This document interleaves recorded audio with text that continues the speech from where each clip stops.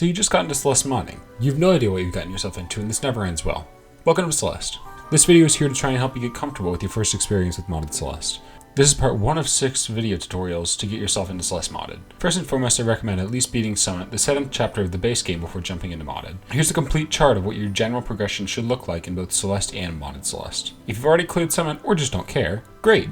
I'm here to show you what maps to start out with and how to go about them, as well as some other tips that you might want to know along the way. Let's dash right in. When you first load up the Everest page, you'll probably say, oh my god, what the hell is this? And then you'll go to look up a tutorial by an incompetent teacher, hi by the way, and try not to piss yourself while watching the video. I don't blame you, there's tons of mods. I strongly recommend one of the best and most polished mods in all of the Celeste scene. From over 300 people and 2 years of work, the Strawberry Jam Club. Strawberry Jam is a giant mod from tons of different creators all pitching in their own maps, graphics, music, designs, and so much more. I'll be using Strawberry Jam to demonstrate how to progress throughout Celeste's many difficulties. Using the chart from earlier, there are 5 difficulties to explore. Beginner, Intermediate, Advanced, Expert, and Grandmaster. Beginner is around the first 7 chapters or so of the base game, Intermediate is around B-sides and a little dip into the C-sides, and Advanced is the tougher C-sides and Farewell, the final chapter. When first loading up Strawberry Jam, it'll probably take a while. It's a very big mod, and you might even need to download some dependencies too, which, makes sense, it's one of the biggest mods ever made, but I promise it'll be worth it. Just keep pressing mod options and doing what it wants until you're bordering on sanity, or it finally stops giving you the red text. Fair warning, it will probably be both. Loading into the mod, Prologue is beautiful and serene. Take as long as you want to explore and admire the custom graphics made uniquely for this mod. Afterwards, you'll load into the beginner lobby, start looking around, actually start having fun and playing the game, and then get to class. The gyms are a great way to learn the many techs and nuances you'll need to know for the levels you're going to overcome. They teach you basic things like dream grabs or cloud jumps. These techs might initially come off as boring or random, but they'll be just as boring and random later. Trust me though, you're going to need them. They might seem arbitrary, but you'll need to get them down. Otherwise, it's going to be super difficult later when you're trying to go into the next lobby and suddenly you have all these techs to relearn. Some tech is standalone like Cora Hypers and Grandmaster, like what the hell even is that? But the vast majority of tech builds off of stuff you already learned, like midair supers building off of supers. All around the gym, there's helpful tutorials to help you learn all the techs. Remember to feel free to take as long as you need. There's no pressure learning these in a given time. And I'm not going to sit here and pretend these are easy either. When you're finished slamming your head into the wall, I'll meet you back in the lobby, where we can actually start playing the video game. Now that you're all trained up, let's talk about the game you're actually here for, the levels.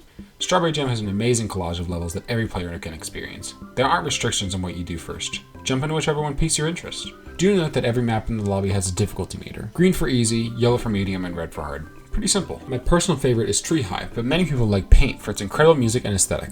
There's levels like Drop Soul that are very puzzly, and others have completely unique gimmicks like Seeing is Believing, the map that has you turn off your screen while another person tells you how to beat the level. New ideas are executed and polished in every corner of the collab, and I highly encourage you to try out every single one. There's even a special treat if you do complete every map in the lobby, you'll unlock the heart side. There's a plaque for each map you played throughout the entire lobby with new gameplay decoration and the occasional push in difficulty, pushing you a little harder each time preparing you for the next lobby. Speaking of which, it's super common for people to get worried about moving on to the next lobby. I struggled so much with this lobby, how can I possibly get good enough to go to the next one? Yeah, fair. But there's the gym, a whole community of people waiting to help you, and I guarantee every player who touches this game will get as far as they like. They just have to be willing to try. Remember to always have fun and try to learn something new. Your goal shouldn't be to beat the level, it should be to enjoy it. Even if you don't enjoy it, try and pick out what the map does well, see what it challenges you with, and what it does uniquely. Being positive with maps allows it to be way more fun and productive.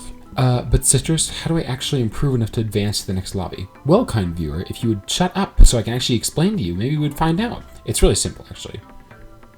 No, it's not, never mind. You probably already noticed this, but in most levels, there are a few hidden berries hidden away in some rooms. Just like in the base game, these are optional challenges for more confident or secret-seeking players to find and collect. These can be a fantastic way to improve. Don't be afraid to leave a berry behind though if you don't think you can get it right now. You can always see your berry count in the journals around the lobby, so you can come back to them easily whenever you're ready.